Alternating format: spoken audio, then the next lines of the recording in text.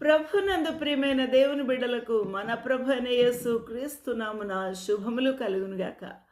ఈ యొక్క ఉదయకాల సమయమందు దేవుని యొక్క వాక్య ధ్యానం కొరకు పరిశుద్ధ బైబిల్ గ్రంథం నుండి అపోస్తుల కార్యములు 2వ అధ్యాయంలో మొదటి కొన్ని వచనాలు మనం ధ్యానం చేస్తూ ఉన్నాము.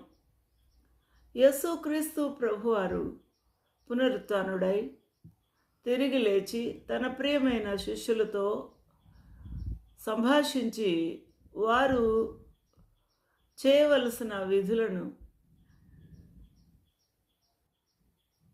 ఏ విధంగా వారు కనిపెట్టి పరిశుద్ధాత్మ శక్తి పొందవలను అని వారికి ఆజ్ఞాపించి ఉన్నారు. ఆ తరువాత ఆయన మేఘాల మీద పరలోకమునకు కొనిపోబడి ఉన్నారు. అది మొదటి అధ్యాయము 4వ వచనంలో చూస్తూ ఉన్నాం.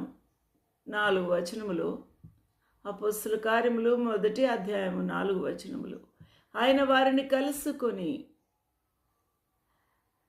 ఇలాగూ ఆజ్ఞాపించును, మీరు యెరూషలేములో నుండి బయటికి వెళ్ళక నా వలన వినిన తండ్రి యొక్క వాగ్దానము కొరకు కనిపెట్టుడి. Being assembled together with them, the Lord Jesus Christ commanded them that they should not depart from Jerusalem, but wait for the promise of the Father, which saith he, you have heard of me. ఆ విధంగా వారికి ఆజ్ఞాపించి ఉన్నాడు. ఎందుకనగా మీరు పరిశుద్ధాత్మలో బాప్తిస్మము పొందెదరు. యోహాను నీళ్లతో బాప్తిస్మిచ్చును, కానీ కొద్ది దినములలోగా మీరు పరిశుద్ధాత్మలో బాప్తిస్మము పొందెదరు. ఆ విధంగా ఆ యొక్క ఆజ్ఞ వారికి తెలియచేసి యేసుక్రీస్తు ప్రభు ఆరోహణమైనట్టుగా లేఖనాలు మనతో మాట్లాడుతూ ఉన్నాయి.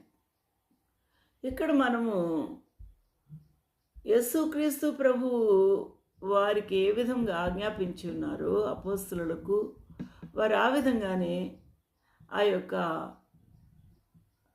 మేడ గదిలో 120 మంది విశ్వాసులు మరియు యేసుక్రీస్తు ప్రభు తల్లియు సహోదరులు 12 మంది అపోస్తలులు కూడా ఎంతో తీక్షణంగా ఏక మనసుతో వారు